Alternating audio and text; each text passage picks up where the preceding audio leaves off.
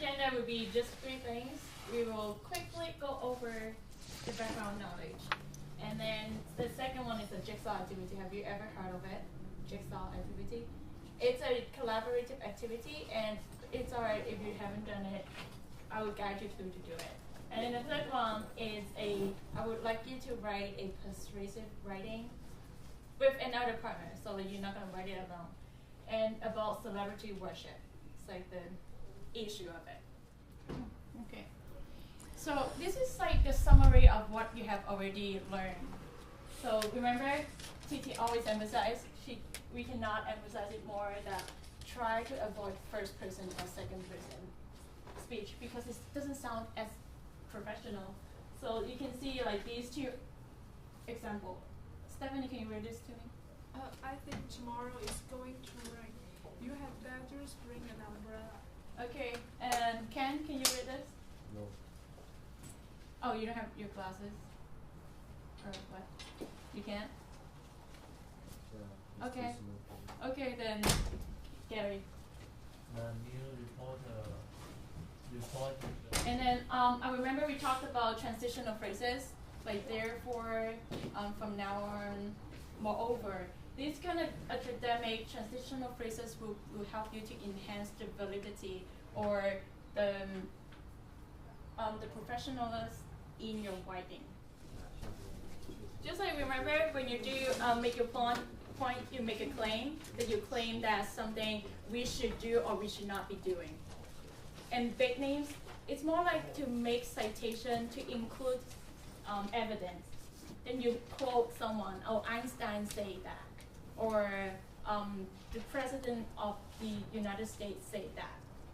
These big names are going to help you to make your writing more valid. And then logos is to include some numbers like 80% statistic, exactly, data, or the charts and those pie charts and bar charts, everything. And pantho appeal to your audience emotion. It's like it's more like a warning. If it's global warming, it's like 80% of the population in the whole world is doesn't have access to clean water. It's scary. 80% of the population in this world don't have access to clear water.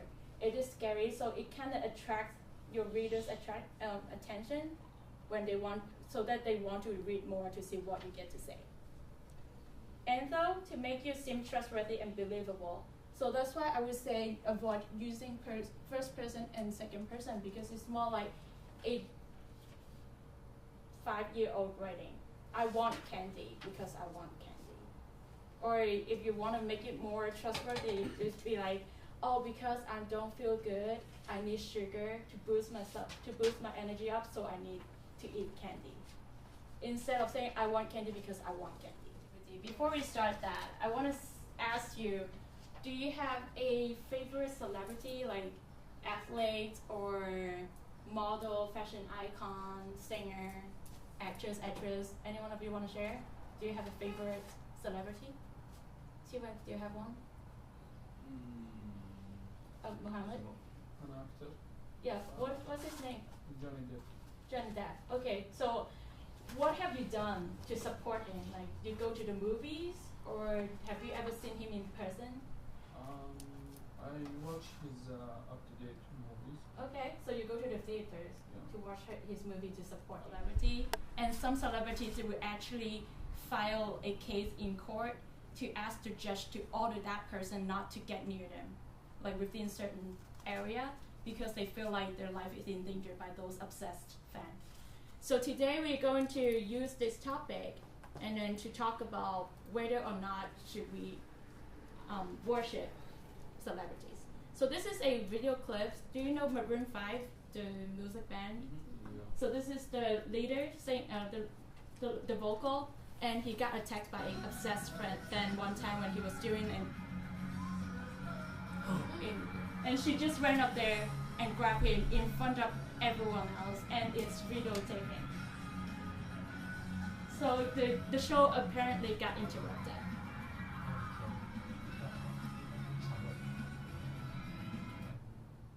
So I want you to share with your partner to like talk about what do you think about that behavior. Do you think it's a way of showing my love to certain celebrity, or do you think it's too much? Talk about it for like briefly. I think so far. It's good. What's your opinion?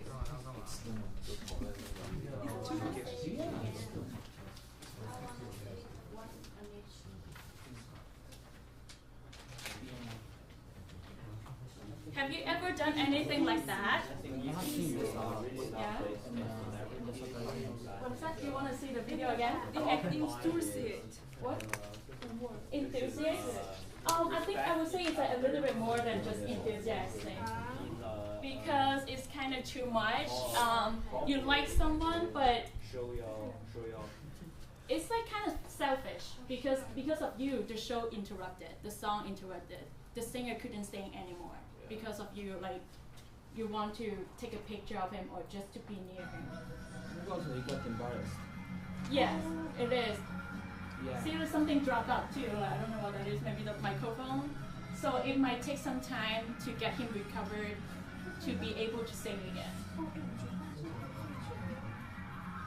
She's happy, but I think she's the only one. Yeah, maybe intoxicated, maybe have some alcohol before run up. So we're going to do a jigsaw activity. A jigsaw is like puzzles. Have you ever put puzzles together? Just like put one piece and it has a perfect match with another piece and then another one and you have a whole picture. So jigsaw activity is just like that.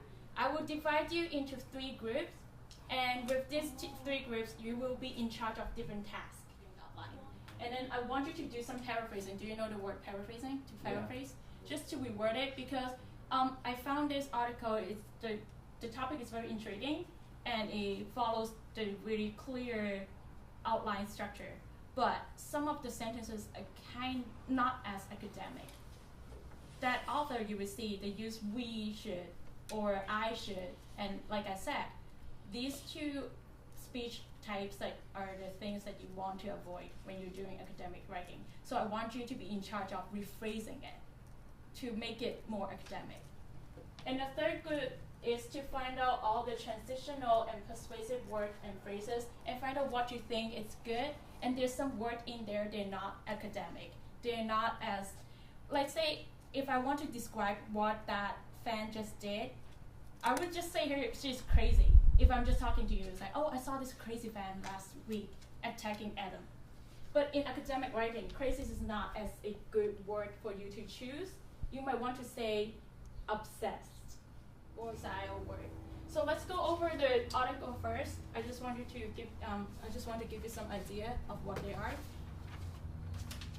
Can you see all those words here? These are the words that I think that you might have trouble understanding. So a cane is something similar to other things. So it's just like ordinary people. If you're a cane to God's to the public, it means that you're no different than others. You're just like a normal human being. And worship, you have an adoration, or you think someone is really at a high level, like high rank, and you worship them. You think highly of them. And Photoshop, it's a noun, it's a software, but people now use it as a verb.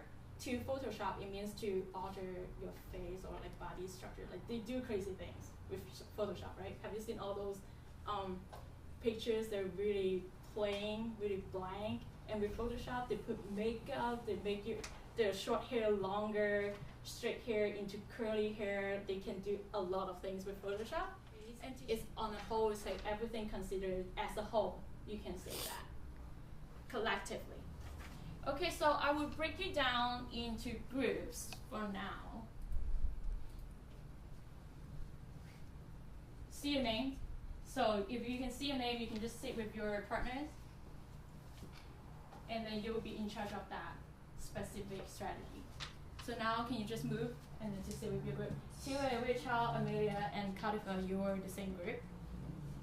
And you, oh, she's not here. And Lee, Ken, Zuhair, you're in a group, so you can just sit on the left. I would say too, Amelia, Khalifa sit on the right. And Gary, Stephanie, Mohammed, and Harvey sit in front. Yeah. Okay, move. Take your chair or like move the nearest chair. I have one extra here.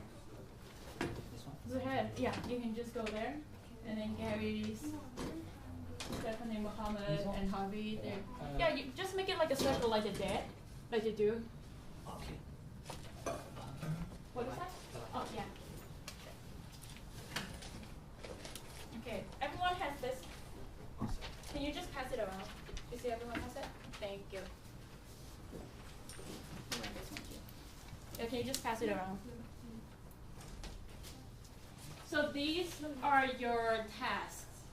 If you're in this group, focus on these tasks here. And if you're on this group, focus on here. And if you're on this group, focus on here. Okay? So I would help you with what group that you are in. Persuasive strategy is Amelia's group, Khalifa. So you guys are working on this. And essay structure is Lee, Ken, and Suhail. So you're trying to fulfill all these criteria, okay? And the last group, Stephanie, your group is going to be in charge of transitional word and phrases. So these are your tasks. And I would like you to spend some time to read the article first. And then at the same time, if you notice anything, just mark it down. And I'll give you about 20 minutes to do so. Just make it like a circle. So Gary, can you move a little bit forward to here? And then Harvey can come a little bit further. So you're reading this article, okay? Persuasive strategy groups, you are in charge of finding all the strategies, like as much as you can, to find the strategy in your article and then write it down on the charts that I gave you. Yes, we are analyzing this article. So your job is to find all the strategies, the persuasive strategies. Oh, you mean this strategy? Yes. And then I would like, at the end of it, I would like you to choose 3 examples, like different strategies. Okay? And your group is like to find all the transitional words and then to find all the transitional phrases and find 3 examples and tell the class why you like them the most. And there's some non-academic words in there, so I want you to find them and then to replace them with a more academic word, like crazy.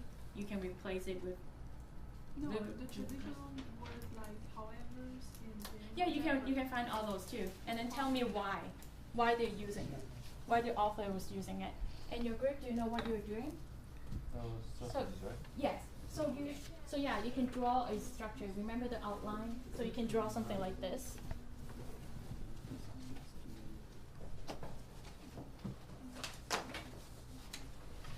So you can make it like the hook is what, and then thesis statement is like a sentence, and then you can draw a map like, okay, introduction here, and then the main 3 party topics, and then the conclusion. See what I mean? So you can just write the topic is what, and then 1 supporting detail. Yeah. And do the same for the second paragraph.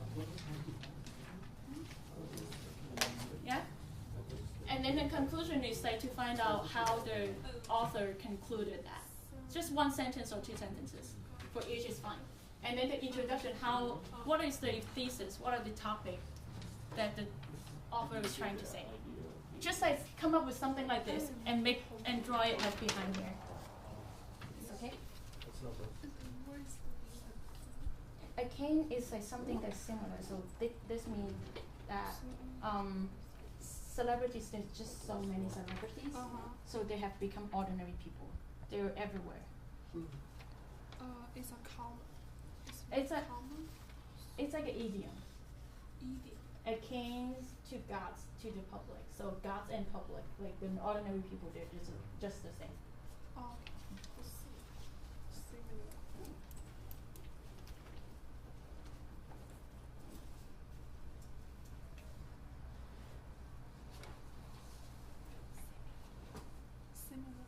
Similar to. Similar to. Just ordinary. Ordinary. It means that celebrities are just ordinary people. Like to the public.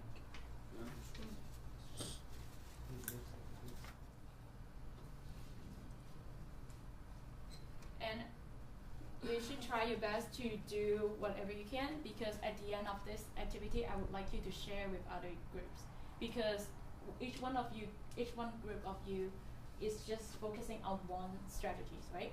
So I would like you as a group to teach other groups what you found. So be careful with your answer. If you have any questions, feel free to ask me, okay? Thesis statement is something else. Thesis statement is the sentence that summarizes the topic. Yeah, I got to choose this one. This is the hook, right? This is the hook. Yeah.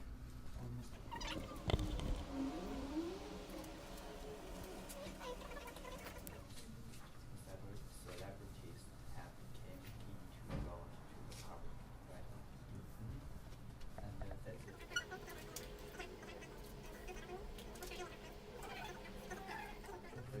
Yeah. And And the persuasive, topic, like, instead of the- saying that like you should, or the topic just like sentence to make a strong of claim. every paragraph is the first, Yeah. Okay. Cool. first sentence.